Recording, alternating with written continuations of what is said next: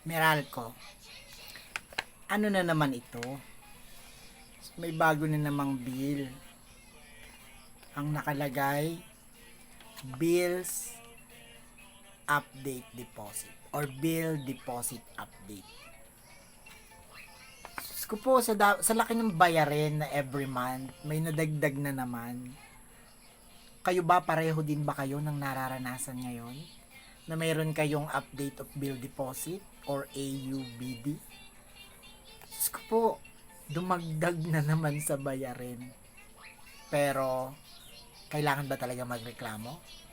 Or, baka hindi mo alam kung ano ang AUBD. Okay? So, eto yon. So, ang Meralco ay nagpapatupad ng annual update of bill deposit or yung tinatawag na AUBD. So, ito ay yung program upang ang masiguro na ang bill deposit ng isang consumer ay sapat upang masakop ang kanilang average na buwan ng bills. So, ito ay ginagawa na taon-taon ang panahon ng anniversary month ng kontrata ng consumer. So, sa ilalim ng programang ito ay tinutukoy ng Meralco kung ang bill deposit ng isang consumer ay sapat o hindi. Ayan. So, baka mamaya kayo pareho lang din po kayo ng nararanasan ngayon na kumbaga ay hindi mo sure kung ito ba ay talagang meron kang binabayaran or wala. Ano po? So, tandaan po natin yon. Kung ang bill deposit ay mas mataas ng 10% o higit pa sa average na bill, ang sobrang halaga ay iriripan sa consumer.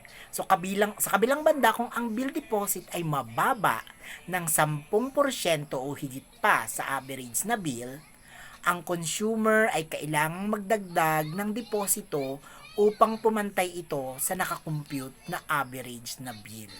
So, ibig sabihin, kailangan pala makonsume mo yung average na bill mo para hindi ka na magdadagdag ng deposit.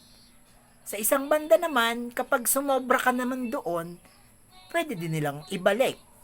Yon. So, ang mga pagbabago ng bill deposit ay nakabase sa Magna Carta for Residential Electricity Consumers na ginawa ng Energy Regulatory Commission.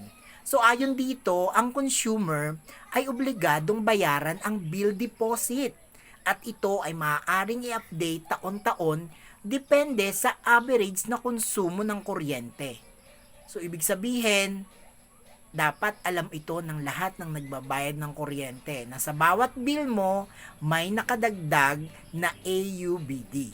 So, yun na ang dapat na tingnan ninyo sa inyong mga bill. So, mga dapat tandaan, unang-una yung petsa ng update. So, taon-taon sa panahon ng anniversary month ng kontrata ng consumer. So, yun ang dapat nyong tingnan kung kailan ba yon. Then, yung basihan ng update or ito yung average na buwan ng bills ng consumer sa loob ng isang taon.